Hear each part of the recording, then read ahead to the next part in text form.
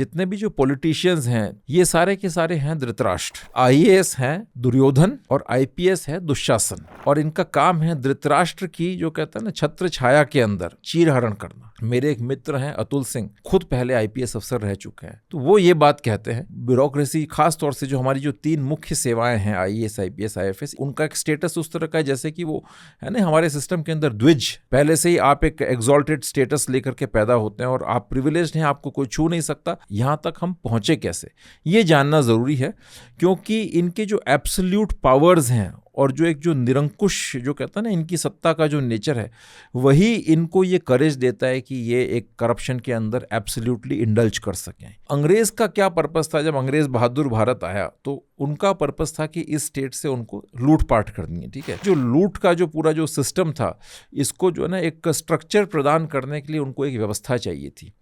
तो उसके लिए उस व्यवस्था में क्या था, उन्होंने 1 पर्सन कॉन्टैक्ट बनाया, 1 पर्सन, वो कहते हैं ना point of contact in a district, वो था आपका कलेक्टर। कलेक्टर का काम क्या था, लगान वसूल करना, उसके नाम से ही है, क्या कहते हैं, उसके डेवलपमेंट फंक्शंस नहीं थे। ये एक कॉलोनी थी, कॉलोनी के अंदर उनको एक्सप्लॉयटेशन करना था, तो कलेक्टर साहब का काम था लगान वसूल करना, और एसपी साहब का काम था लॉ एंड ऑर्डर मेंटेन करना, ताकि कोई बगावत विद्रोह ना हो और चीज़ों को कहता है ना डंडा मार करके जूते की नोक पर ठीक से रखा जा सके। ये लोग रहते कहाँ थे, सिविल लाइंस के अंदर, ठीक है। सिविल लाइंस एक ऐसा आइसोलेटेड एरिया हुआ करता था जो सबसे हट करके बहुत ही वेल स्ट्रक्चर्ड बना हुआ होता था। जनरली आपको डिस्ट्रिक्ट कलेक्टर के और इनके जो बंगले होते थे ना, अगर आप देखेंगे तो पुराने, या तो वो पहाड़ पर होते थे ऊंचाई के ऊपर, और बहुत ही बड़े शानदार कहते हैं ना इम्पोजिंग बंगले होते थे, जिससे को देखते ही उनका पावर आपको नजर आएगा, भय नजर आएगा। जो इनको सर्वेंट्स मिलते थे 30 40 50 लोग तो मिनिमम काम करते ही थे कलेक्टर बंगले के ऊपर, एसपी बंगले के ऊपर। वहां पर इनफैक्ट कुर्सी पर बैठने के लिए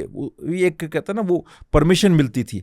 जैसे कई सारे लोग थे उनको कुर्सी नशीन ये उपाधि मिलती थी कि आप अगर कोई जमींदार वहां पर आ रहा है तो इसको डीएम साहब के सामने कुर्सी पर बैठने की परमिशन है। और एक कहते हैं ना सिक्का, जो अंग्रेज राज जो था, अंग्रेजी हुकूमत का, कहते हैं ना उसकी धाक इस तरह से होनी चाहिए कि एक कांस्टेबल के निकलने पर भी लोग थर थर कांपने लगे। तो वो उनका उद्देश्य था, बिकॉज वो एक पुलिस स्टेट था, मिलिट्री स्टेट था, जिसका काम सिर्फ लोगों के दिल में डर बैठाना था और अपना एक्सप्लॉयटेशन करना था और एक्सट्रैक्शन करना था। अंग्रेजों को गए हुए 75 साल हो गए, लेकिन आपके दिमाग में वो कलेक्टर साहब और एसपी साहब का खौफ बैठा हुआ है। अंग्रेजों के ज़माने में एक चीज़ ज़रूर थी कि वो उनकी जो सिविल सर्विसेज थी ना, काम करने के मामले में ईमानदार थे और पर्सनल करप्शन नहीं था, ये बात हमें माननी पड़ेगी, और एफिशिएंट लोग थे। आप उस वक्त के इनके ऑफिसर्स के जो गजेटियर्स हैं, जो अंग्रेज कलेक्टरों ने गांव-गांव घोड़ों पर घूम के जाकर के जो गजेटियर्स लिखे हैं, आप उनको देखें, आज भी आपको उन गजेटियर्स में एक एक गांव की बड़ी सटीक और प्रिसाइज इन्फॉर्मेशन आपको मिल जाएगी। आज़ादी के बाद भी जो फर्स्ट जनरेशन जो थी ब्यूरोक्रेट्स की, उन्होंने उस चीज़ को रिटेन किया, ठीक है। खासतौर से एडमिनिस्ट्रेटिव सर्विस, फॉरेन सर्विस में, पुलिस सर्विस में हमने कई सारे ऐसे लोग भी भर्ती कर लिए जो कि पहले किन सर्विस में थे आज़ादी से पहले, या तो कोई जैसे कोई रियासत में आईजी है, या सपोज कहीं किसी और स्टेट के अंदर कोई किसी हायर एडमिनिस्ट्रेटिव पोस्ट पर काम कर रहा है, तो उसको आज़ाद भारत में उनमें से कई लोगों को जो है आईएएस के अंदर इंडक्ट कर लिया, इंडियन फॉरेन सर्विस में इंडक्ट कर लिया, पुलिस में भी इस तरह से लोग आ गए थे ना। तो कई सारे उसमें बड़े एलीट बैकग्राउंड के लोग थे, जैसे आप देखेंगे नटवर सिंह वगैरह, ये लोग जो थे ये राजा महाराजा टाइप के जमींदार बैकग्राउंड के लोग थे। जो आपके भारत के फॉरेन सेक्रेटरी थे पहले, जगत मेहता, वो डायरेक्ट एग्जाम क्लियर करके वो आईएफएस नहीं बने थे। तब तक क्या था कि आपका जो है ना कुछ ईमानदारी थी, कुछ जो है ना काबिलियत थी। अब धीरे धीरे आ करके 70s तक आते आते जो ना एक नेक्सस बनना शुरू हो गया, पॉलिटिशियंस और ब्यूरोक्रेट्स का नेक्सस। जैसे इंदिरा गांधी पर्टिकुलरली जब ये लोग आए तो ये लोग डिक्टेटोरियल टेंडेंसीज वाले पॉलिटिशियंस थे। इनको अगर अपना एक लॉयल कॉन्स्टिट्यूंसी चाहिए थी, तो ये पॉलिटिशियन से ज़्यादा ट्रस्ट अपने बाबुओं पर करते थे, ब्यूरोक्रेट्स के ऊपर, तो उनका एक कंट्रोल इस पर बढ़ता गया। प्लस जो है इकोनॉमी के अंदर हमारा जो था लाइसेंस परमिट कोटा राज जो था, जिसके अंदर जो एक सोशलिस्ट सिस्टम था, ठीक है। आप प्राइवेट एंटरप्राइज को पसंद नहीं करते थे, तो आपने एक्सट्रीम पावर्स ब्यूरोक्रेट्स के पास आ गए। फिर धीरे धीरे आपका जो ब्यूरोक्रेट है वो एग्रीकल्चर भी संभाल रहा है, फिशिंग भी संभाल रहा है, एनिमल हस्बेंड्री भी संभाल रहा है, डिफेंस भी संभाल रहा है, माइनिंग भी संभाल रहा है, और तमाम जो डिपार्टमेंट्स हैं वो सारे ये लोग संभालने लगे, ठीक है। एक वो नहीं था कि भाई मिनिस्टर की कोई अपनी टीम हो जिसके अंदर कोई बहुत अच्छे एक्सपर्ट्स उनके पास हो, जैसा कि आप बाहर देखेंगे कई सारे कंट्रीज में होता है, जो कि ब्यूरोक्रेट्स को डिक्टेट करे। वो चीज़ नहीं थी यहाँ पर। वो बाबू जाके बताएगा मंत्री जी को है साइन करना। अब व्यवस्था हुई है, अब तो ये है कि मिनिस्टर का तो कोई पॉलिटिशियंस का तो कोई लेवल ही नहीं है, कोई स्टेटस ही नहीं है। ऊपर से जो डायरेक्टिव आएगा पीएमओ से या वहाँ से ब्यूरोक्रेट से इनके जो डायरेक्टिव इनके पास आएगा वो अपना करेंगे और बाकी जो है अपना मंत्री जी से साइन करवा के वो चलते रहिए। मंत्री जी आते हैं 8-10 करोड़ चुनाव में खर्चा करते हैं, ठीक है, टिकट लेने के लिए। उसके बाद 15-20 करोड़ वो इलेक्शन कैंपेनिंग में करते हैं। उसके बाद उनको फिक्र है कि क्या पता मंत्री बने ना बने, क्या पता अगला टर्म मिले ना मिले। तो उनका सारा फोकस रह जाता है अपनी कुर्सी बचाने के अंदर और ऊपर सारे बड़े बड़े गेम खेलने के अंदर। डिपार्टमेंट कौन चलाता है? वो प्रिंसिपल सेक्रेटरी चलाता है, सेंट्रल गवर्नमेंट में सेक्रेटरी चलाता है। तो पॉलिटिशियन जब वीक होता है, डफर होता है, क्या जिसका अपना कुछ न तो कोई इंटेलेक्चुअल कैलिबर होता है, न मॉरल फाइबर होता है, न कोई पर्सनैलिटी या ऑरा होता है, जो सिर्फ भिक्षा में प्राप्त कुर्सी को लेकर के जब बनता है तो फिर वहां तो बाबू रिप्लेस करता ही है उसको। तो अब जब इनका इतना स्ट्रांग कंट्रोल हो गया, इतनी लॉबी हो गई, तो फिर ये सारे रूल्स भी अपने सुविधा के अकॉर्डिंग बनाने लगे। अब मसलन एक रूल है, देखिए, नॉर्थ ईस्ट में अफसर जो पोस्टेड होगा वो क्या करते थे, दिल्ली में अपना एक घर रिटेन करते थे, ठीक है, अपनी फैमिली यहाँ रहेगी। और ये आईएएस आईपीएस पर ही लागू था, ठीक है। ये प्रोविजन जो है, दिल्ली में एक बढ़िया शानदार पॉश लोकेलिटी के अंदर पैलेशियल बंगलो इनके पास रहेगा और वो उसकी जिसकी रेंट अगर आप नॉर्मल देखें तो 1-1.5 लाख की तो रेंट होती है क्या दिल्ली के अंदर। लेकिन ये सुविधा किसी फौजी अफसर को जो वहाँ काम कर रहा है उसको लागू नहीं थी। कोई आपका इंजीनियर जो कि बहुत टफ सर्कमस्टांसेस के अंदर नॉर्थ ईस्ट में कोई बांध का प्रोजेक्ट बना रहा है या कोई रेल का प्रोजेक्ट बना रहा है, उसको ये चीज़ लागू नहीं थी। अब देखिए खुद को बेनिफिट करने के लिए किस तरह के इन्होंने रूल्स बना रखे हैं। भारतीय कानून के अकॉर्डिंग जो है ना, इंडियन कॉन्स्टिट्यूशन के अंदर नॉर्थ ईस्ट में जो ट्राइबल बैकग्राउंड के लोग हैं वो उनको इनकम टैक्स की छूट है। अब जब ये वहाँ गए तो इन्होंने देखा कि वहाँ उनका जो एसडीएम है, जो लोकल एम्प्लॉय है, उसको तो टैक्स एग्जम्पशन है। तो ये फितूर ये इनको चढ़ा कि भाई क्यों ना इसका लाभ हम भी लें। तो तुरंत प्रपोजल मूव करवाया, ठीक है। और उसके बाद ऐसा एक कानून आया कि भाई ये जो सब इसमें कई सारे वो अफसर आईएएस आईपीएस, और ये भी आईएएस आईपीएस के लिए था, जो भारत सरकार के एम्प्लॉय और नॉन ट्राइबल हैं और आपके नॉर्थ ईस्ट के रहने वाले नहीं हैं, नॉर्थ इंडिया के रहने वाले हैं, जैसे वो लोग जो इनकम टैक्स सरकार को देते हैं उसका रीइंबर्समेंट लेते थे वहाँ स्टेट गवर्नमेंट से। 70 साल तक ये व्यवस्था चलती रही आपकी, ना। ये किसी ने पूछा ऐसा कैसे हो सकता है, सरकार में तो एक फाइल मूव करवाना बड़ी मुश्किल काम होता है, बड़ा मुश्किल है।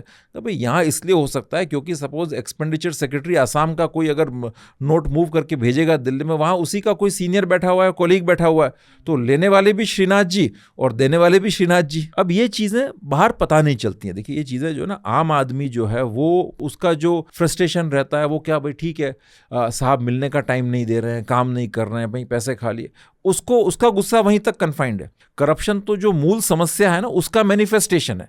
हम मूल समस्या पर बात करते हैं। ये मेरे लिए ये मैटर नहीं करता कि एक अफसर ईमानदार है या नहीं है। देखिए आपकी व्यवस्था का जो स्ट्रक्चर है ना वो फंडामेंटल लेवल पर ही फ्लॉड और डिस्टॉर्टेड है। जो इनको इतना जो absolute control over the system है, प्रॉब्लम वहां से आती है ना।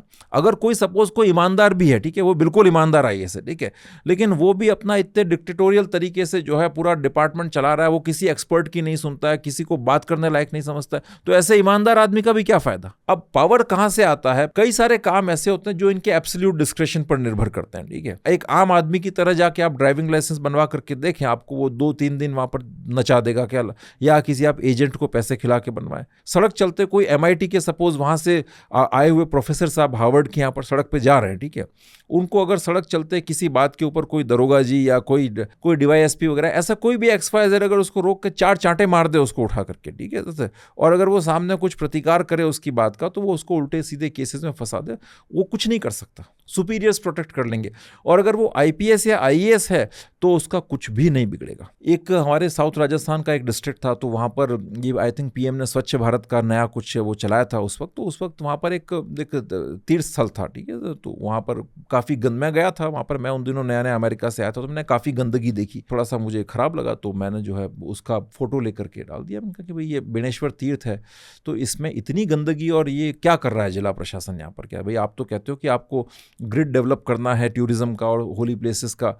तो अब उन्होंने देखा होगा कि भाई किसी ने ट्वीट किया उनको टैग करते हुए, तो अब उसने क्या किया, उसका साला था, ठीक है, वो भी आईएएस में था, उसके थ्रू कहलवाया मुझे कहीं से कि उसको कहा कि यार मैं यहाँ पर लगा हूँ कलेक्टर और किसी ने ट्वीट कर दिया ये मेरे अगेंस्ट, तो ये क्या मामला है कैसे। तो वो साला मुझे जानता था, मुझे साले साहब का कॉल आया कि यार एक काम कर भाई, अभिनव है ना सर से, वो तो मेरा दोस्त ही था, तू जा करके यार उससे एक बार मिल लेना जा करके।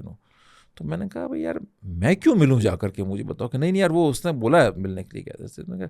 तो आप माइंडसेट देखिए कि भाई जैसे कि हम राजा हैं और मैं अपना एक कहता ना फरमान जारी करूंगा, तो वहाँ से जो है वो व्यक्ति आकर के मुझे अपना हुक्म बजाएंगे, आप हाँ स्पेशल मिलने। भाई मैं यहाँ से 100 किलोमीटर दूर ट्रैवल करके मैं क्यों मिलने जाऊँ। और मैं उन दिनों अमेरिका से नया नया आया था, तो हमें तो आदत थी वहाँ तो यूएस में तो आप कैपिटल हिल में आप घुस जाएं, वहाँ पर ना कांग्रेस में आप घुस जाएं, किसी भी सेनेटर से जा करके हे यार एक व्हाट्सअप जा करके आप उससे मिलने जाकर, कोई माइंड नहीं करता जा करके। अब कमला हैरिस उन दिनों होती तो जाकर हे कमला हाउ आर यू जाके ऐसे हम लोग जा करके मिल लेते थे, कोई प्रॉब्लम नहीं थी।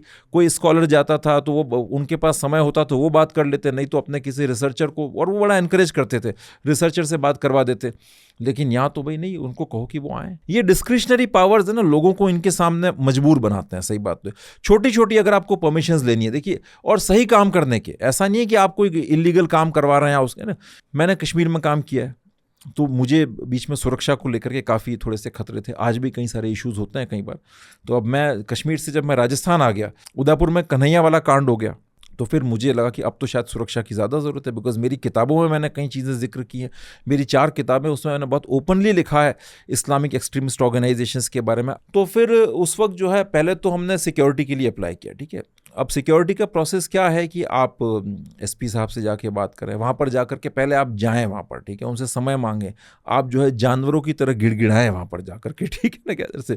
लेकिन अब मैं जब लोकल वहाँ पर एसपी से मिलने गया तो उसको बड़ी परेशानी कि भाई यार ये कैसे, मतलब ये तो आईएएस भी नहीं है, आईपीएस भी नहीं है, ये कैसे काउंटर टेररिज्म कर रहे हैं क्या, ये इनको ये अधिकार किसने दिया, इनके पास तो ये नैतिक अधिकार हो ही नहीं सकता कि ये काउंटर टेररिज्म करें, ये तो हमारा काम है क्या। इसको कैसे पता कि किस वेपन में कितने राउंड्स आते हैं, और जो है ना कि आपका वेपन्स कैसे फायर किया जाता है, AK-47 और इंसास में क्या प्रॉब्लम्स हैं, क्या डिफरेंस है, आपका ग्लॉक कैसे चलती है, 9mm बरेटा की क्या प्रॉब्लम्स हैं, ये कैसे, मतलब ना बड़ी एक उसको फंडामेंटल प्रॉब्लम हो रही थी क्या कि कंगना रनावत को सिक्योरिटी मिल जाएगी, ठीक है, लेकिन यहाँ पर नहीं। क्यों? क्योंकि ये प्योरली, अगर कंगना रनावत को इसलिए मिल जाएगी ऊपर से पॉलिटिकल डायरेक्टिव आ गया तो ठीक है, यहाँ पर प्योरली उसके जो है वो साहब है, उनके डिस्क्रिप्शन के ऊपर है, वो आपको 10 बार बुलाएगा, 10 बार दौड़ाएगा और उसके बाद जो है ना परेशान करेगा। ऐसे ही छोटे छोटे कई सारे मैटर्स, आपको लैंड कन्वर्जन कराना है, ठीक है, जैसे अगर सपोज आपने कोई ज़मीन ली, आप उस पर कोई उद्यम लगाना चाहते हैं, होटल खोलना चाहते हैं, XYZ कुछ भी चीज़ करना चाहते हैं, 50 कानून होते हैं लैंड के, 50 क्लॉजेज होते हैं, ठीक है। आप UIT के अंदर जाइए, आपका जो डेवलपमेंट कॉर्पोरेशन होता है किसी भी डिस्ट्रिक्ट का, उसमें जाइए, वो आपको सही कामों के लिए भी, ऊपर का अफसर की तो बात छोड़िए, वो अब नीचे वाला बाबू ही आपको 1000 चीज़ों में रुला देगा। अब हमने स्टेट की तो बात कर ली, अब सेंटर के अंदर क्या है, जो जनरली जो एम्पैनलमेंट होता है सेंट्रल गवर्नमेंट के अंदर जॉइंट सेक्रेटरीज लगने के लिए, ठीक है।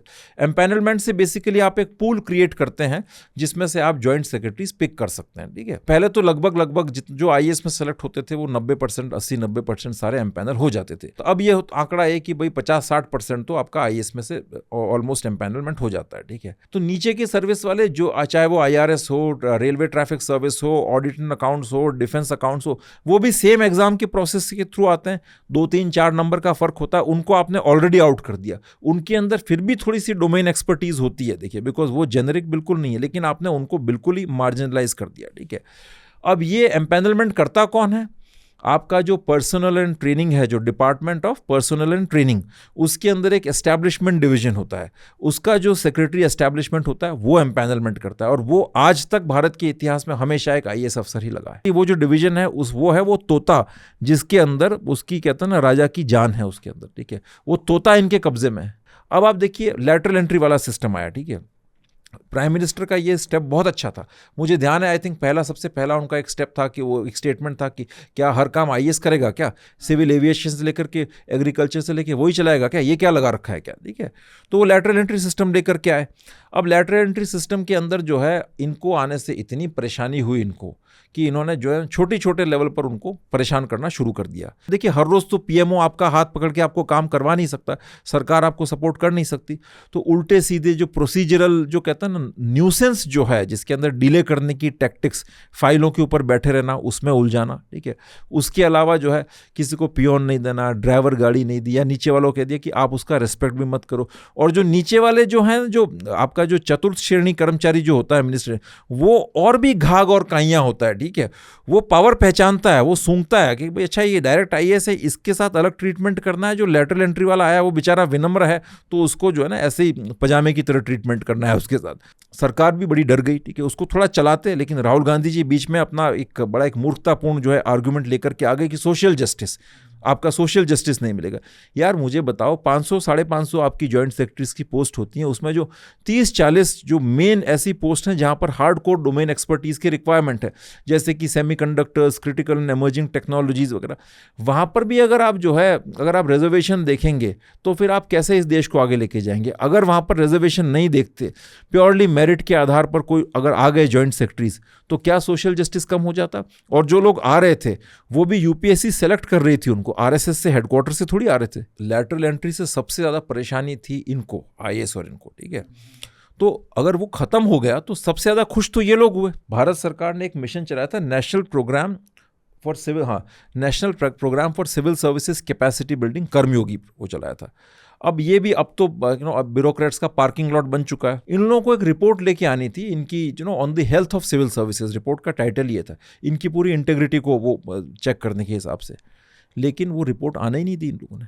जो बंगाल के जो गवर्नर थे, तत्कालीन गवर्नर से, उन्होंने तो इंडिया टुडे की कॉन्क्लाव में ओपनली बोला है, यहाँ पर जो सिविल सर्विसेज है बंगाल में वो politically committed bureaucracy, and they are not just political workers, they are frontline political workers. फिर उन्होंने कहा कि ये जो फ्रंटलाइन पॉलिटिकल वर्कर्स हैं ये इस लेवल पर कमिटेड हो चुके हैं स्टेट में एक पर्टिकुलर खास पार्टी की पॉलिटिकल आइडियोलॉजी को लेकर के, और उनकी ऐसे सेवा कर रहे हैं कि उनमें से 12 आईपीएस ऑफिसर्स को तो रिटायरमेंट के बाद वहाँ की ममता बनर्जी की सरकार ने रिटेन करके रखा। अब आप मुझे एक चीज़ बताइए, आज बंगाल में सरकार बदल गई, ठीक है, लेकिन पहले जितने भी एक्सेसेस हुए, सारी बदमाशियां हुई, जो ये कहते हैं कि सारा फेक करेंसी का भी रैकेट चल रहा था, ह्यूमन ट्रैफिकिंग चल रही थी, आपका आर्म्स एंड एम्यूनेशन की स्मगलिंग चल रही थी, जो है ना कैटल स्मगलिंग चल रही थी, और जा करके जो जिहादी रेडिकल्स से वो लोगों के घर में जाके, संदेश खाली में जा करके जो है ना हिंदू फीमेल्स को उठा करके लेकर के आ रहे थे, और दुनिया भर का तमाम तरह का जो आरजी कार वगैरह के सारे किस्से हम सुन चुके हैं। क्या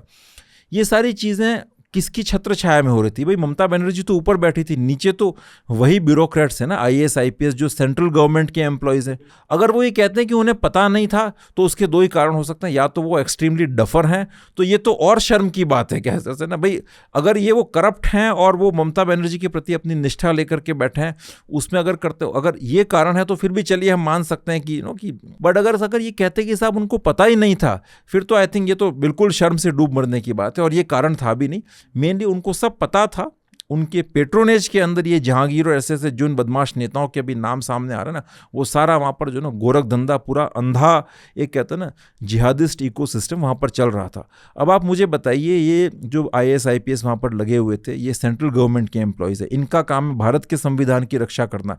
अगर आप थोड़ी सी भी इनके खिलाफ करप्शन की जाँच की बात करते हैं ना, तो तुरंत ये कॉन्स्टिट्यूशनल प्रोटेक्शन आड़े आ जाते हैं इसमें, ठीक है। अगर किसी ऊपर पॉलिटिशियन ने एक्शन लेने की बात की होगी तो इन्हीं के वहाँ पर कॉलीग्स बैठे हैं, ठीक है, इन्हीं के रक्षक बैठे हैं, अरे साहब नहीं साहब ये तो गलत प्रेसिडेंट सेट हो जाएगा, और वो तो कर रहे थे, तो उस समय सरकार ममता की थी, अपने आप को बचाने के लिए कर रहे थे।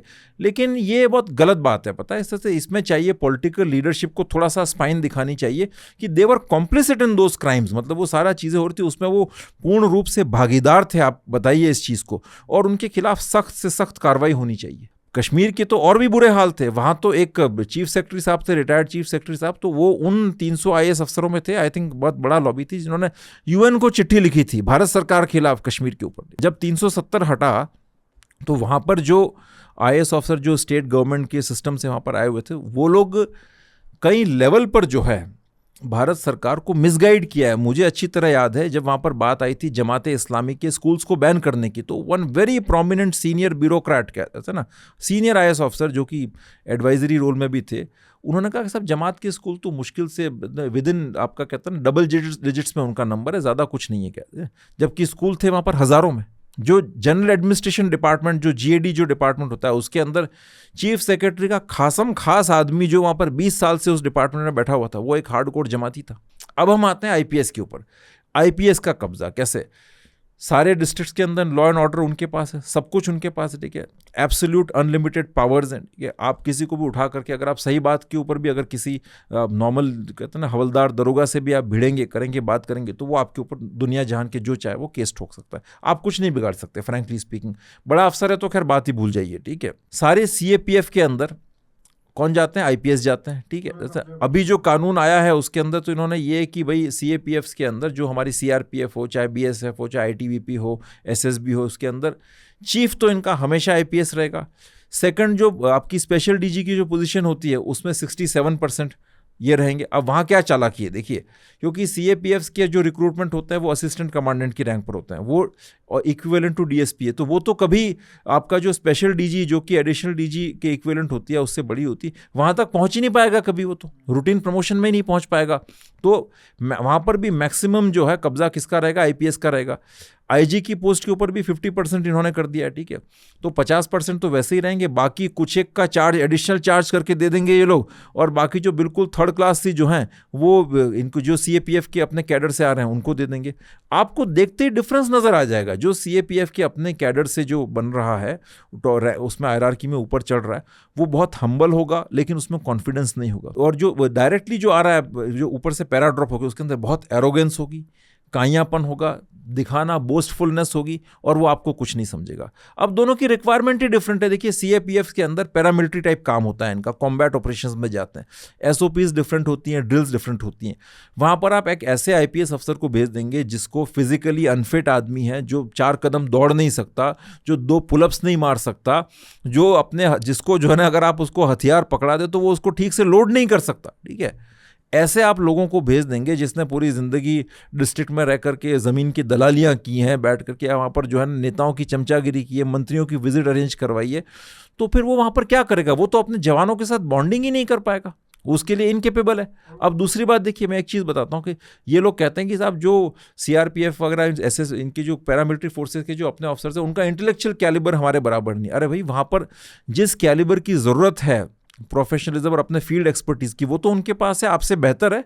और अगर आपको यही डेप्यूटेशन का अगर लॉजिक लगाना है तो फिर तो ठीक है, आप सीएपीएफ के ऑफिसर्स को भी जो है आप वहाँ लेकर के आइए, डिस्ट्रिक्ट के अंदर एसपी लगाइए, उनको अगर आप वहाँ पर ये कह देंगे कि नहीं साहब इनको लॉ एंड ऑर्डर का एक्सपीरियंस नहीं है, तो हम कैसे लगा दें इनको? तो अगर जब इनको लॉ एंड ऑर्डर का एक्सपीरियंस नहीं है तो आप क्यों जा करके कॉम्बैट जोन में जाएंगे? आपको कौन सा कॉम्बैट जोन का एक्सपीरियंस है? आपको आना है तो आप असिस्टेंट कमांडेंट की पोस्ट पर आइए ना, क्योंकि वहाँ तो आपको रियल एक्शन में जाना पड़ेगा, ठीक है। और इसका जो असर है ना वो आप नहीं देख रहे। देखिए इसका असर हमारी सीएपीएफ्स का मोराल बहुत डाउन है। मैं आपको डिसिप्लिन की प्रॉब्लम्स आ रही हैं इनके सीएपीएफ्स के अंदर सर से। मैं तो जाता रहता हूं, मैं किसी पर्टिकुलर ऑर्गेनाइजेशन का नाम नहीं लूँगा, लेकिन वो आपकी उनकी फिटनेस लेवल्स, उनकी मोराल, उनका कॉन्फिडेंस देख के लग जाता है कि मतलब कहते हैं ना बहुत ही स्थिति डिटेरियोरेट हो रही है। और आगे भारत में इंटरनल सिक्योरिटी सबसे बड़ा चैलेंज होगा। जिस तरीके से भारत के अंदर जिहादी रेडिकलाइजेशन बढ़ रहा है उसका मैनिफेस्टेशन ना सिर्फ टेरर अटैक्स के रूप में होगा बल्कि मैसिव सोशल अनरेस्ट और राइटिंग के रूप में होगा। उसको कंट्रोल कौन करेगा? आपकी ये जो पैरामिलिट्री फोर्सेस हैं ये कंट्रोल करेंगी उनको। अगर उनके अंदर ही मोरल डाउन हो गया तो वो कैसे काम करेंगे? इतने इलीगल इमिग्रेंट्स आ गए, ठीक है, आपका उधर से जो है ना जम्मू कश्मीर सांबा बॉर्डर पर टनलिंग हो रही है। बीएसएफ की एफिशिएंसी और बीएसएफ के रोल पर बड़े क्वेश्चन मार्क हो रखे हैं। बीएसएफ को कौन हेड करता है? बीएसएफ की टॉप लीडरशिप पूरी आईपीएस की लीडरशिप है। अब ये लोग ये आर्ग्यूमेंट देते हैं कि साहब पहले जब सीएपीएफ बनी थी तब तो इतने उनके कैडर के ऑफिसर्स ही नहीं थे, इसलिए जो है ना आईपीएस ऑफिसर्स को आना पड़ा। अब तो वो समस्या नहीं है ना, अब तो आप हटें ना।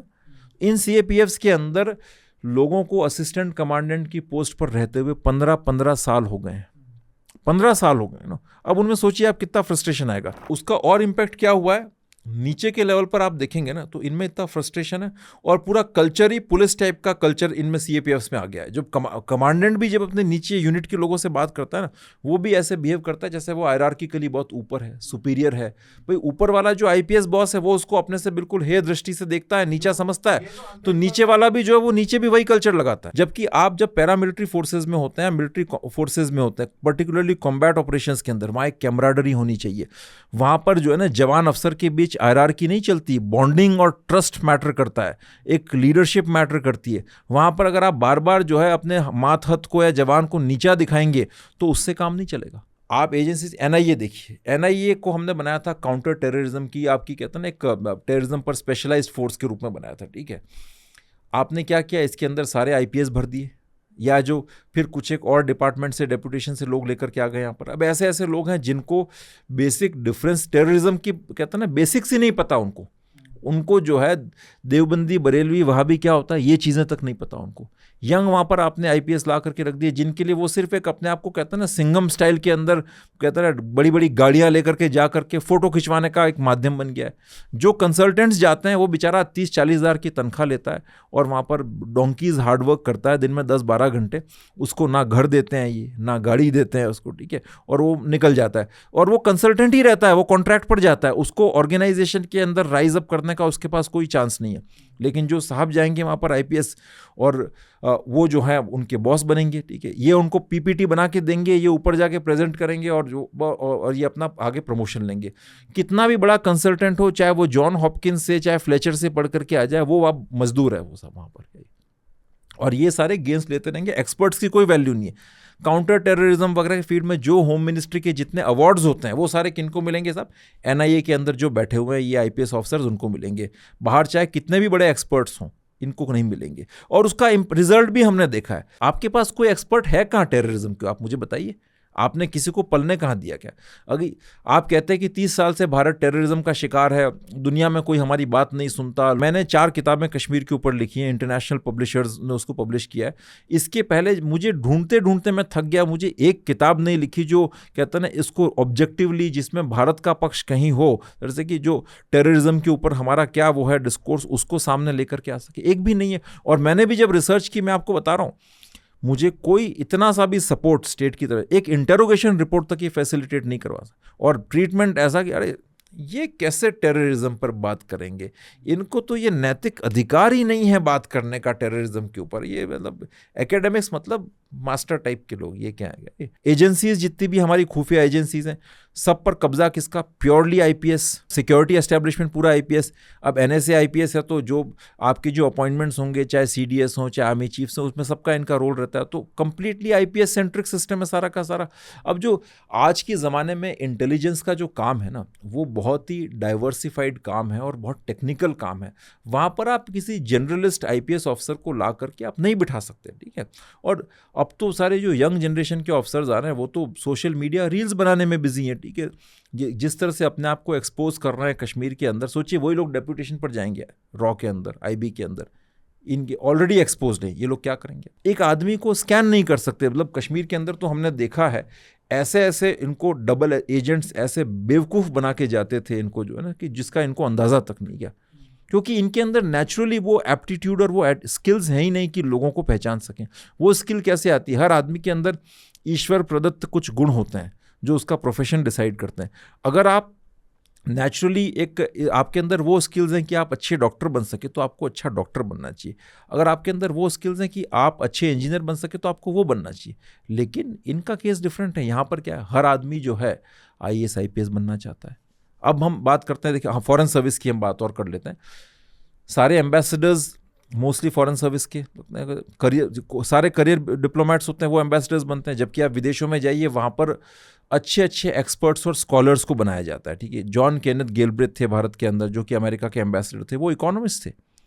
यूएस के अंदर तो जनरली करियर डिप्लोमेट एम्बेसडर बन ही नहीं पाता है, तो अगर बन गया तो बहुत rarest of the rare achievements है।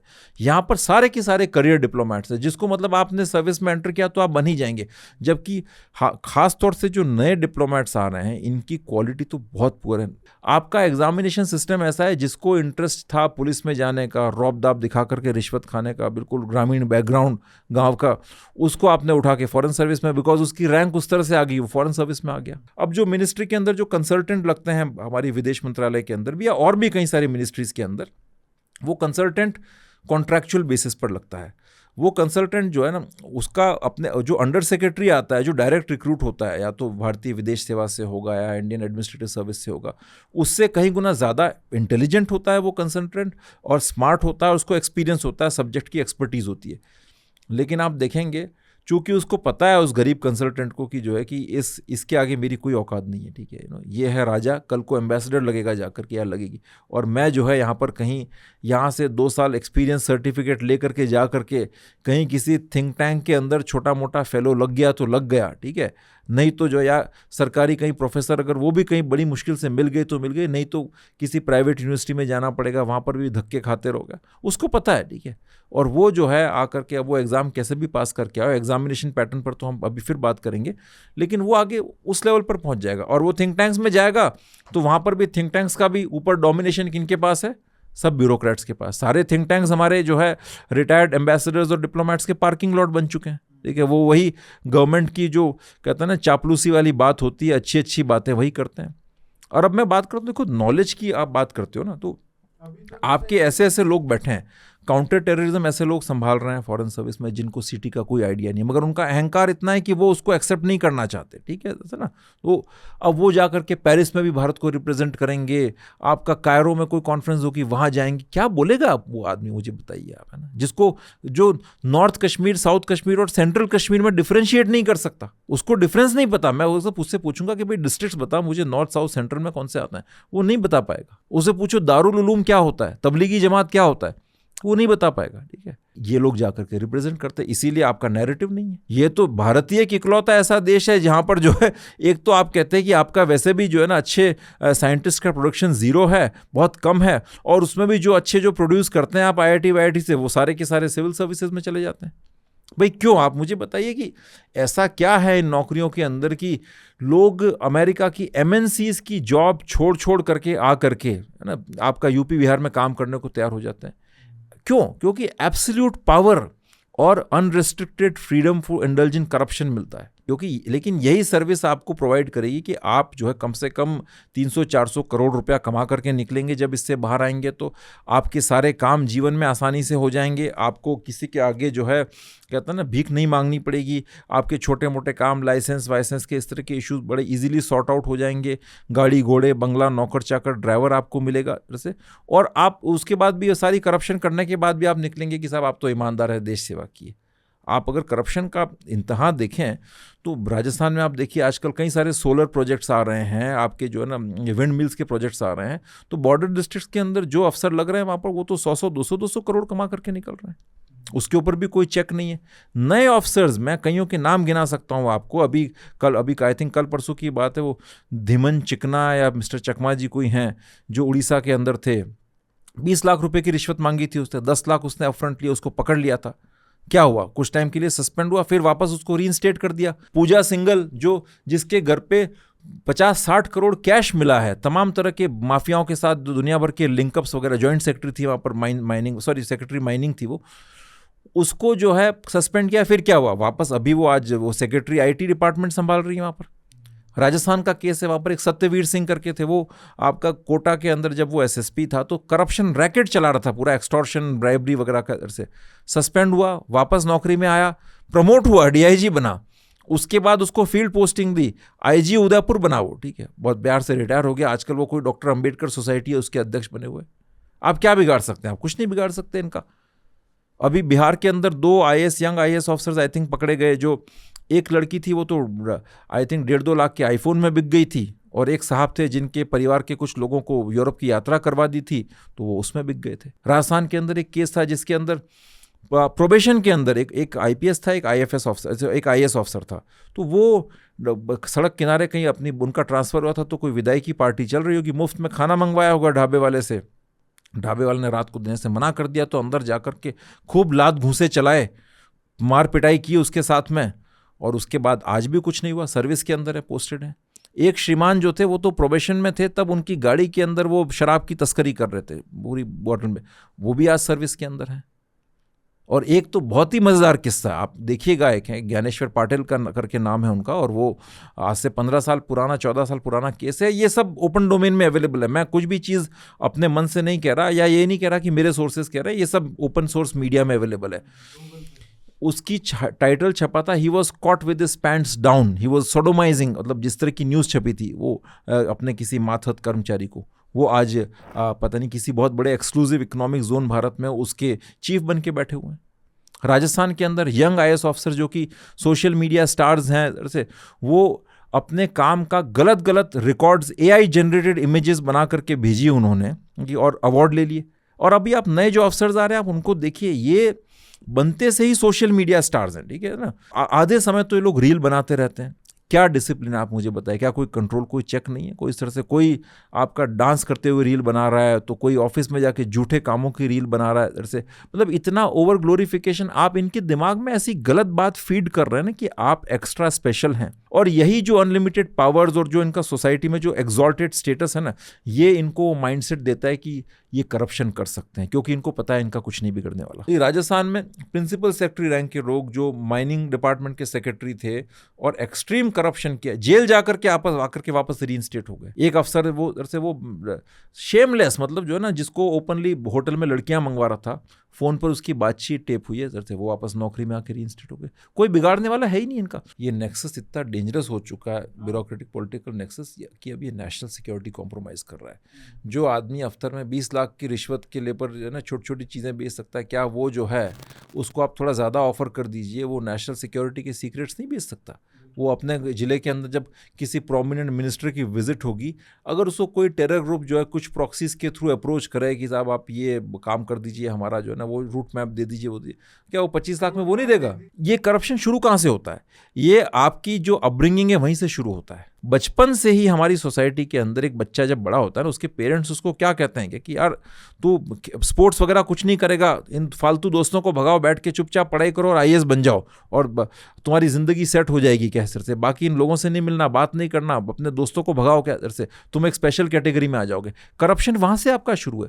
आप माइंड में उसके कहते हैं कि ऐसी बेईमानी भर रहे हैं कि वो उसको पता है कि भाई IAS क्यों बनना है, क्योंकि आपको जो है ना 1.5-2 करोड़ की डाउरी आपको मिल जाएगी, आपकी नौकरी, आपको एक स्टेबिलिटी मिल जाएगी, जो है आपको जो है ना रिश्वत खाने के तमाम तरीके मिल जाएंगे। तो करप्शन तो वहीं से शुरू है आपका। और एग्जामिनेशन सिस्टम आपका इस तरह का है कि मतलब मैं तो बड़ा थर्ड रेट एग्जामिनेशन सिस्टम मानता हूँ इसको, कि आप क्या टेस्ट करते हैं।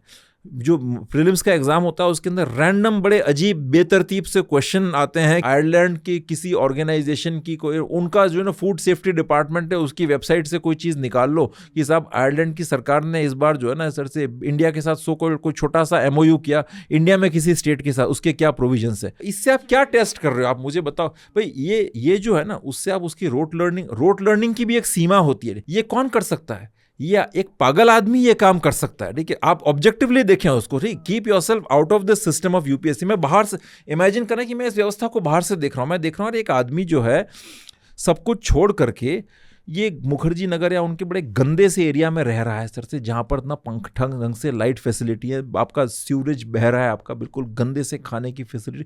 वो अपना ना एक्सरसाइज करता है ना वो कुछ और काम करता है।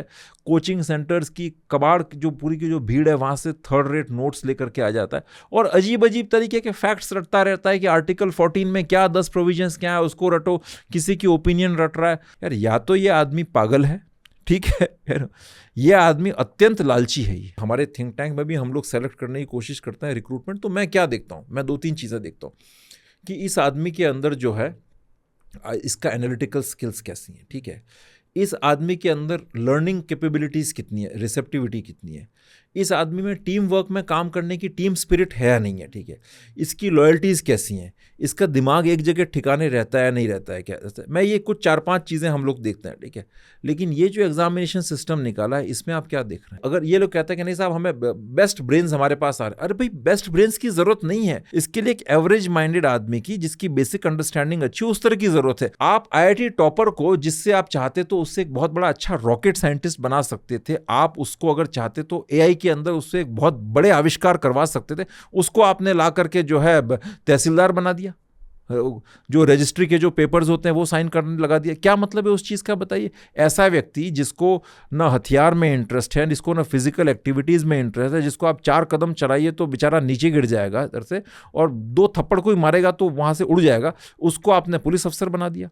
जिसको न भाषाओं में इंटरेस्ट है, जिसको लोगों से बात करना नहीं आता, लिटरेचर में इंटरेस्ट नहीं है, रीडिंग में इंटरेस्ट नहीं है, उसको आपने फॉरेन सर्विस में भेज दिया। इनमें एग्जामिनेशन पैटर्न ही फ्लॉड है। मतलब मेरे एक मित्र थे, वो गए थे तो बता रहे थे कि उसमें एक उनकी इंटरव्यू बोर्ड के जो चेयरमैन थे वो किसी मुस्लिम रियासत से बिलोंग करते थे।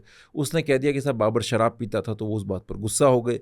उसने कह दिया कि फर्रुखाबाद रियासत जो है वो अफगान से जो एडवेंचरर्स आए थे, लुटेरे, उनकी रियासत थी, तो उस बात पर गुस्सा हो गए। फिर एक किसी IITian प्रोफेसर ने पूछा कि ये फला मच्छर जो है वो कहाँ से पैदा होता है और इस मच्छर की पत्नी का रंग कौन सा होता है, ऐसा कुछ सवाल पूछ लिया उससे, ठीक है, एक ये फला बैक्टीरिया ये क्या है, कोई डिजीज़ एयरबॉर्न है क्या है। तो उसने कह दिया कि यार ये सारी इन चीज़ों का मतलब क्या है, आप मेरा नॉलेज तो वैसे ही रिटर्न में टेस्ट कर चुके हैं, बाकी प्रेफरेंसेस पर सवाल करिए ना भाई। ये इंटरव्यू तो आपके पर्सनैलिटी टेस्ट है कि आपको फॉरेन सर्विस में जाना चाहिए, पुलिस में जाना चाहिए, उससे कोई मतलब नहीं। तो फिर उसका सिलेक्शन नहीं किया, उसे आई थिंक 40-50 नंबर दे करके भगा दिया। फिर उसके बाद जैसे ही आप एकेडमी में जाते हैं, वहाँ पर आपके दिमाग में ये भरा जाता है कि आप सर्वोच्च मानव हैं, बाकी आपके सामने कुछ नहीं है, आप बड़े एलिटिस्ट किस्म के इंसान हैं और बाकी जनता का कोई स्टेटस नहीं, आप पब्लिक सर्वेंट नहीं हैं, आप पब्लिक डेमी गॉड्स हैं, ये आपके दिमाग में भरा जाता है। इसीलिए अभी जो नए नए यंग ऑफिसर्स आ रहे हैं वो जिस तरह से ट्रीट करते हैं लोगों को, मैंने तो कश्मीर में देखा, और मैंने आपके लास्ट पॉडकास्ट में बताया भी था कि ये एक SSP रैंक का ऑफिसर आर्मी के कर्नल को अपने बराबर ट्रीट करने की उसको बड़ा कोफ्त होती है। एक एलीट फोर्सेस का कर्नल मुझे बता रहा था कि कोई ऑपरेशन प्लान करना था और उसने SSP को लिखा कि mister so and so we have to plan this operation. उसने लिखा जवाब में कि भाई मैं SSP हूँ, मुझे आप मिस्टर कैसे कह सकते हो। कि ऐसा इसलिए होता है कि कश्मीर के अंदर भी पावर्स इनके एब्सोल्यूट हैं, सारे जो ऑपरेशंस प्लान करने होते हैं उसमें आर्मी को जो है इनकी परमिशन लेकर के इनके ऊपर डिपेंडेंट रहना पड़ता है। तो जो सीनियर ऑफिसर्स हैं, GOC रैंक के ऑफिसर्स हैं, वो भी जो है इनकी चापलूसी में कई बार चले जाते हैं क्या। प्लस सरकार के अंदर भी, आर्मी के अंदर भी जो प्रमोशंस भी जो हैं, मोस्टली आपके जो ब्रिगेडियर अबव प्रमोशंस होते हैं वो सारे आजकल उसी तरह के जो ब्यूरोक्रेटिक माइंडसेट के जो लोग हैं ऊपर के लेवल पर, तो आपने देखा ही है जो प्रिय हैं, जो बेसिकली क्या उन्हीं लोगों का प्रमोशन होता है। तो ये पूरा एक कल्चर को इम्पैक्ट कर रहा है आपकी, इनका जो होल्ड है ना वो इतना स्ट्रांग है कि कोई बाहर का व्यक्ति आएगा भी नहीं। इसीलिए आज आप देखें ना यहाँ पर अच्छे अच्छे भारत के एक्सपर्ट्स कहाँ काम कर रहे हैं, चाहे वो कोई जॉन हॉपकिंस से पब्लिक हेल्थ में PhD हो, फ्लेचर से IR के अंदर डॉक्टरेट हो, ये सब बाहर काम कर रहे हैं इंटरनेशनल थिंक टैंक्स के अंदर, बाहर के लोगों को अपनी सेवाएं दे रहे हैं, क्योंकि आपके मुल्क के पास उनको ऑफर करने के लिए आपके पास कुछ नहीं। जो नेशनलिज्म भी होता है ना वो आप मान के चलिए वो 2 वे होता है। देखिए सही बात, वो प्योर इमोशंस पर नहीं चलता, ठीक है। आप स्टेट क्या प्रोवाइड करता है, स्टेट इफेक्टिव गवर्नेंस प्रोवाइड करता है, अच्छा लॉ एंड ऑर्डर, एक डिग्निफाइड एग्जिस्टेंस प्रोवाइड करता है लोगों को। क्या भारत के आप हमारे देश में आप जाएं तो आप सरकारी अस्पताल काम में ले सकते हैं, उनकी क्वालिटी आप देख लीजिए, सरकारी ट्रांसपोर्टेशन की क्वालिटी आप देख लीजिए, क्या आप जो है सरकारी स्कूल्स की आप क्वालिटी देख लीजिए, क्या उनमें इनके बच्चे नहीं पढ़ते सरकारी, इनके बच्चे सब अमेरिका में, सब विदेश में हैं, ठीक है। ये अपना 300-400 करोड़ कमा के बाहर बैठ जाएंगे, जैसे बच्चे इनके विदेश के अंदर हैं। आप कुछ नहीं दे पाते आम जनता को, उसको एक डिग्निफाइड एग्जिस्टेंस भी नहीं दे पाते, तो उसके मन में आपके लिए कोई देश के लिए क्या भावना होगी, कुछ नहीं होगा।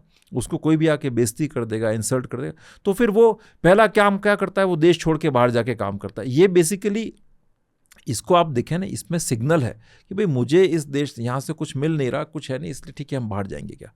ये बेसिकली उसका कहता है ना, देशद्रोह तो यहीं से शुरू हो गया, मैं ये कहता हूँ। तरीके डिफरेंट हैं, सटल देशद्रोह है ये, ठीक है ना। और ये किसकी वजह से है, क्योंकि आपने व्यवस्था को इतना एक कहता है ना स्टैग्नेंट कर दिया है कि इसमें बाहर वाले के लिए किसी के लिए कोई जगह ही नहीं है, कोई सीमा ही नहीं है। अब ये लोग पहले अपना आप सर्विसेज में रह लिए, उसके बाद एक्सटेंशन पे एक्सटेंशंस मिल जाते हैं, फिर गवर्नर भी ये बन जाते हैं, और आजकल तो आधे मंत्री भी यही बन जाते हैं, तो फिर किसके लिए क्या बचा बताइए।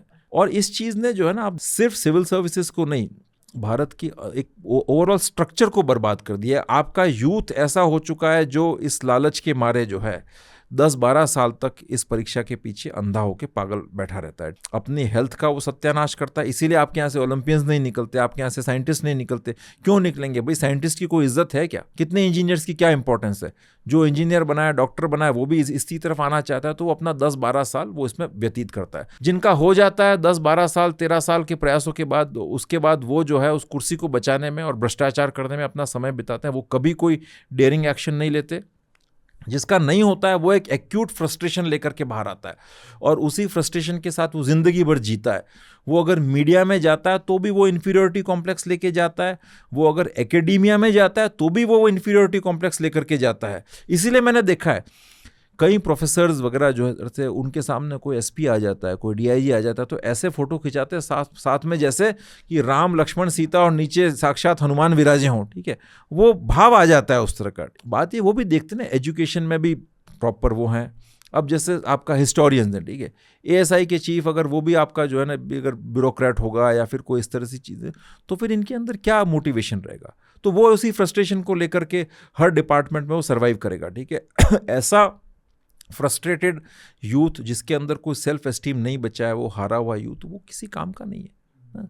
तो आप एक इस तरह की सोसाइटी क्रिएट कर रहे हैं जो कहते हैं डिसफंक्शनल सोसाइटी है। तो सॉल्यूशन आपको कुछ बेसिक से शुरुआत करनी पड़ेगी। सबसे पहली बात आप सोचिए कि लोग ज्वाइन क्यों करते हैं सर्विसेज।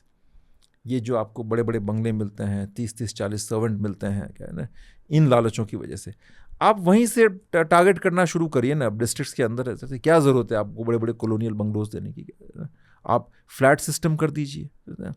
8-8 10-10 गाड़ियाँ देने की क्या ज़रूरत है? सपोज़ कोई कलेक्टर या मतलब IAS में सेलेक्ट हुआ तो आप उसको फील्ड एक्सपीरियंस पहले दीजिए ना। उसको 2-3 साल 4 साल में कलेक्टर लगाने की कोई ज़रूरत नहीं है। परफॉर्मेंस इवैल्यूएशन हर 5 साल के अंदर, क्या जैसे जो डेडवुड है उसको आप निकालिए बाहर, जो करप्ट है उनको रिटेन कर करके अच्छी प्राइम पोस्टिंग्स देने की क्या ज़रूरत है? फिर दूसरा, जो SP सेलेक्ट आपका IPS में सेलेक्ट हुआ है, कोई ज़रूरी ये कोई आवश्यक नहीं है कि वो उठा के आपका IG या फिर जो है ना प्रिंसिपल सेक्रेटरी बनी जाए। आर्मी के अंदर क्या सिस्टम है? आर्मी के अंदर सिस्टम यही है ना कि आप एग्ज़ाम पास कर करके ऊपर जाते हैं। कर्नल के ऊपर तो बहुत ज़्यादा प्रमोशंस रेस्ट्रिक्टेड हो जाते हैं, है ना। यहाँ पर भी आप वो पिरामिडिकल स्ट्रक्चर बनाइए। यहाँ स्ट्रक्चर कैसा है? ऊपर तो बहुत ज़्यादा है, सब अनवांटेड भीड़ ऐसी क्रिएट हो गई है। यूपी के में एक ज़माने में इतने DG थे, किसी को DG कंप्यूटर्स लगा रखा था, किसी को DG सिविल राइट्स लगा रखा था। तो आप वो इवैल्यूएशन शुरू कीजिए और बाहर निकालिए डेडवुड को। सेंटर के अंदर जो है जॉइंट सेक्रेटरीज, उसका रिक्रूटमेंट पैटर्न और अलग होना चाहिए। जैसे अमेरिका में सिस्टम है ना, देखिए हर एजेंसी का उसका अपना रिक्रूटमेंट सिस्टम है। MI6 इंग्लैंड में जो है वो अपना अलग रिक्रूटमेंट फॉलो करती है। CIA यूनिवर्सिटीज़ और कॉलेजेस से लोग उठाती है। वही चीज़ भारत में लागू होनी चाहिए। कोई ज़रूरी नहीं है IPS से लाने की क्या ज़रूरत है भाई। रामेश्वर नाथ काव तो यही चाहते थे ना कि raw completely non police type का ऑर्गेनाइजेशन बने। इंदिरा जी का भी यही विजन था। तो इनको भी रिक्रूटमेंट पैटर्न उसी तरह का लेके आना चाहिए। और मिनिस्ट्री ऑफ एक्सटर्नल अफेयर्स के अंदर जो कंसल्टेंट्स आते हैं, आप वहाँ से शुरू कीजिए ना। आप सेपरेट एग्जाम रख लीजिए, ठीक है, उससे आपने कुछ ऑफिसर्स ले लिए, नहीं तो आप कंसल्टेंट्स ले लीजिए जो धीरे धीरे करके उस सिस्टम में राइज करें। आपको ये एक एग्जामिनेशन पैटर्न लाने की क्या जरूरत है? रेवेन्यू सर्विसेज, कस्टम सर्विसेज के अंदर जो चार्टर्ड अकाउंटेंसी की जिनके पास डिग्री है, आप उनको लेकर के आइए रेवेन्यू सर्विसेज के अंदर। इसी तरह से कस्टम्स में नंबर्स का काम है, ED के अंदर, उसमें आप उनको लेकर के आइए। जो दूसरी सर्विसेज हैं उनकी भी डिग्निटी तब इंप्रूव होगी जब इधर इनके जो डिस्क्रिशनरी पावर्स हैं ना वो वीक होंगे। जब ये बड़ी बड़ी गाड़ियाँ, नौकर चाकर का अमला और जो है ना ये सब कम होगा, जब इनके खिलाफ भी करप्शन में एक्शंस होंगे, जब इनके प्रमोशंस पर भी जो है ना बहुत टाइम बाउंड प्रमोशंस जो होते हैं वो सब नहीं होगा, और इनको ही पता होगा कि भाई ये सेलेक्ट हुए IPS तो कोई ज़रूरी नहीं है कि ये एडिशनल DG तक पहुँचे ही पहुँचे, हो सकता है DIG IG तक भी रुक जाए बेस्ड ऑन देयर परफॉर्मेंस। क्या है ना, वो चीज़ें जब होंगी तब नेचुरली जो है ना इनके अंदर जो झूठा कॉन्फिडेंस है और जो कहते हैं ना कि एरोगेंस है, और समाज में इनका जो एग्जॉल्टेड स्टेटस है उसमें कमी आएगी। CAPFs के अंदर आप उनके लोगों को ऊपर लेकर के जाइए, नेचुरली देखना अपने आप परिवर्तन होगा। आधे लोग तो देना ही बंद कर देंगे एग्जाम, फिर वो प्योरली जो इसमें आना चाहते हैं वही देंगे। उसके बाद उससे होगा क्या कि दूसरे जो आपके जो चाहे वो एकेडेमिया है, चाहे वो आपका PSUs हैं, वहाँ पर लोग फिर उनका स्टेटस अपने आप बढ़ेगा। आज क्या स्थिति है, पावर मिनिस्ट्री में जॉइंट सेक्रेटरी कौन होता है? एक IAS होगा, 16 साल 17 साल की नौकरी का। उसके अंडर में सारे जितने भी आपके जो PSUs हैं, चाहे वो हाइडल प्रोजेक्ट्स के, उनके वर्षों के एक्सपीरियंस वाले, न्यूक्लियर प्लांट जो आपके चल रहे हैं बड़े बड़े, उनके वर्षों के एक्सपीरियंस वाले जो है ना वो सारे CMDs और जो डायरेक्टर्स होंगे वो उसके अंडर में होंगे। भाई क्या लेना देना, आप मुझे बताओ, उसको क्या पता? कोई संस्कृत या पाली लिटरेचर दे करके आया होगा, जॉइंट सेक्रेटरी बना होगा पावर मिनिस्टर के अंदर, उसका क्या लेना देना हाइडल प्रोजेक्ट से, क्या काम? तो आपको ये चीज़ें करनी पड़ेंगी। और उसके बाद जो है ना फिर एम्बेसडर्स के अपॉइंटमेंट्स के अंदर आप क्यों नहीं लगाते, आप पॉलिटिकल अपॉइंटमेंट्स कीजिए। जैसे अभी आपने बांग्लादेश में लगाया है दिनेश त्रिवेदी को, ठीक, उसको लेकर के काफ़ी लोग परेशान हैं। आई थिंक इसी तरह से हमें और अपॉइंटमेंट्स प्रमोट करने चाहिए। US में आप भेजें, बिजनेस साइड से किसी बड़े लीडर को भेजें आप, अच्छा, जो बिजनेस में जिसका एक्सपीरियंस हो, उस तरह के व्यक्ति को आप अमेरिका में एम्बेसडर भेज सकते हैं, कोई टेक्नोलॉजी साइड से भेज सकते हैं किसी को। बिल्कुल भाई, एम्बेसडर की पोस्ट क्यों मोहताज रहे कोई व्यक्ति ने एग्जाम पास किया है नहीं किया, ठीक है, मुझे उसके लिए वो स्किल्स ही नहीं चाहिए एग्जाम पास करने वाली। कोई आदमी जिसने किताबें लिख रखी हैं, जिसको सब्जेक्ट की एक्सपर्टीज है, जिसका दुनिया भर का एक्सपोजर है, he should be sent as an ambassador. अगर ये नहीं बदलाव हुआ तो भारत विकसित राष्ट्र भी नहीं बन पाएगा। भारत की जो सिक्योरिटी प्रॉब्लम्स हैं, सुरक्षा से संबंधित चैलेंज एक्सट्रीमली बढ़ते जाएंगे। जो डिप्लोमेसी के अंदर जो जिस तरह की होशियारी काबिलियत की जरूरत है वो नहीं आएगी, तो उसमें भी भारत पिछड़ जाएगा। आप देख ही रहे ना भाई, जिस तरह से पाकिस्तान ने इस पूरे वेस्ट एशियन क्राइसिस के अंदर कैसे अपनी पोजीशन को लेवरेज किया है, वहाँ पर देखिए पूरा का पूरा जो है ना एक अपना एक अलग डिप्लोमेटिक स्टेटस उसने कार्व आउट किया है। हमारी आज डिप्लोमेसी की हालतें क्या हैं, आप बताइए।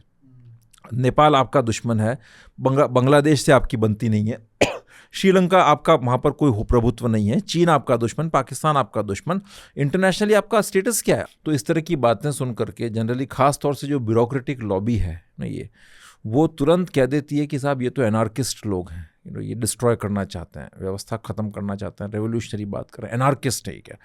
तो वो उनका एक डिफेंस है, आप समझे, किसी भी किस्म के रिफॉर्म को आने नहीं देना चाहते हैं। मैं उस चीज़ को यहीं पर मैं फुल स्टॉप देना चाहता हूँ कि हम लोग एनार्किस्ट नहीं हैं। हम लोग सिर्फ वही बात कह रहे हैं जो कि पीएम के जो मिशन है उसके साथ कहीं ना कहीं अलाइन करती है। प्राइम मिनिस्टर मोदी ने ये कहा है कि 2047 तक भारत को एक विकसित राष्ट्र बनाना है। अब अगर आप विकसित राष्ट्र बनाने की बात करते हैं तो विकसित राष्ट्र कैसे बनेगा? आपके इकोनॉमिक पैरामीटर्स पर प्रोग्रेस करनी पड़ेगी, सोशल पैरामीटर्स पर, एजुकेशन पैरामीटर्स पर, डिफेंस के ऊपर। लेकिन ये सब होगा कैसे? सब जानते हैं कि भारतीय प्रशासनिक या भारतीय जो हम सारा सिस्टम दिखता है, व्यवस्था की धुरी कौन है? यहाँ की ब्यूरोक्रेसी, ठीक है। वो पूरे सिस्टम को चलाते हैं और उनसे सारा सिस्टम रिवॉल्व होता है, ठीक है। पॉलिटिकल लेवल पर जो चेंजेस होते हैं वो ठीक है, ऊपरी सुपरफिशियल है, बट पॉलिसीज़ का बनना और पॉलिसीज़ का इम्प्लीमेंट होना वो मोस्टली ब्यूरोक्रेट्स के हाथ में है। लेकिन वो व्यवस्था हमारी इतनी सड़ चुकी है कि उसमें इतना कहते हैं ना डिसफंक्शनैलिटी, करप्शन और सारी इतनी जो कहते हैं ना विद्रूपताएं उसमें आ चुकी हैं कि उसका सुधार किए बिना, और सुधार यानी कि क्रांतिकारी सुधार किए बिना, आप उस 2047 तक विकसित भारत के लक्ष्य को प्राप्त कर ही नहीं सकते। तो हम यहाँ पर बात कर रहे हैं ब्यूरोक्रेसी में रिफॉर्म्स की बात कर रहे हैं, हम लोग गवर्नेंस के अंदर रिफॉर्म्स की बात कर रहे हैं जो एक अच्छी नीयत और अच्छे उद्देश्य के लिए ज़रूरी है और उसकी प्राप्ति के लिए हम बात कर रहे हैं। तो हम यहाँ पर किसी किस्म की एनार्किस्ट टाइप की कोई बात नहीं कर रहे हैं। इस मंच पर बात करने का उद्देश्य ये था कि ये बातें कहीं ना कहीं प्राइम मिनिस्टर मोदी तक पहुँचे, क्योंकि अपॉइंटमेंट लेकर के और ये बात करने का तो मतलब वो सवाल कहते हैं ना असंभव ही है, बिकॉज अपॉइंटमेंट दिलवाने वाले भी यही है। खासतौर से इस इंटरव्यू के बाद तो सवाल ही नहीं है कि कभी कोई अपॉइंटमेंट मिले, ठीक है। लेकिन चलिए, हमारा काम है, पब्लिक डोमेन में ये चीज़ें आनी चाहिए और ये चीज़ें आ गई हैं। काफ़ी हद तक मैंने एक्सप्लेन करने की कोशिश की है कि एक इनका जो सिस्टम पर पूरा जो कहते हैं ना ओवरआर्किंग कंट्रोल जो है इधर से, उसके कारण ये एक डोमिनेट कर रहे हैं और वही इनको करप्ट बनने पर मजबूर करता है।